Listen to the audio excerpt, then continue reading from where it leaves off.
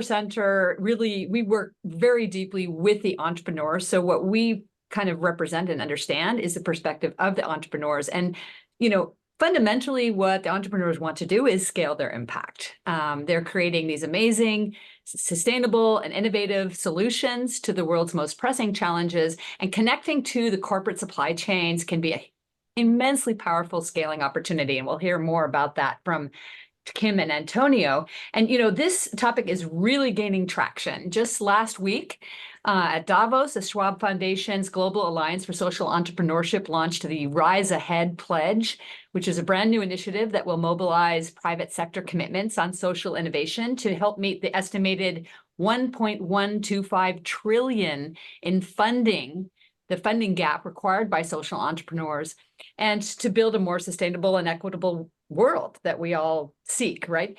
Over a dozen companies so far, including SAP and Bayer, who are here, EY, IKEA, Microsoft, have committed to increase their engagement in social innovation in the social economy by 2030, which will help social entrepreneurs all around the world. Now, there's fairly recent research that's been done by the Unis Social Business that they've issued a recent report on social procurement that indicates that the current market is about 2.5 billion today. So this is something that is happening already, but estimates that it could reach more than 500 billion. In other words, almost half of that funding gap could be filled by social impact procurement.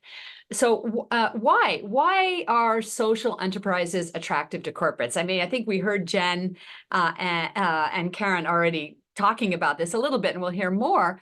But social and inclusive procurement helps corporates meet their own ESG, CSR, and DEI targets, and is becoming increasingly valued and demanded by customers, shareholders, employees, as we've heard, and increasingly other stakeholders. Social enterprises are typically responsible, with 75% of them tying their impact to the SDGs and over 50% certified by a third party.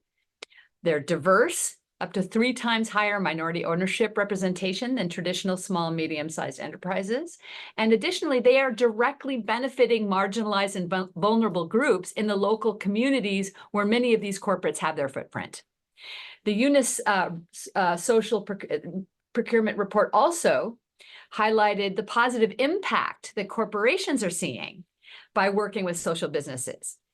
80% of the surveyed companies noted improved employee engagement and talent acquisition.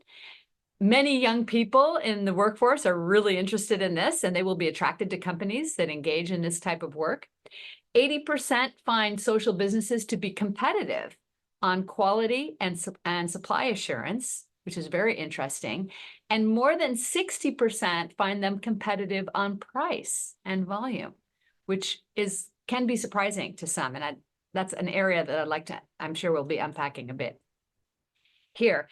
And of course, the companies note that social procurements does help them to reach their ESG targets and goals. So for these reasons and many more, I encourage corporations to engage with more social entrepreneurs and make it easier for them to become aware of the opportunities and to actually seize the opportunities, because I think this is where a lot of the challenge still remains.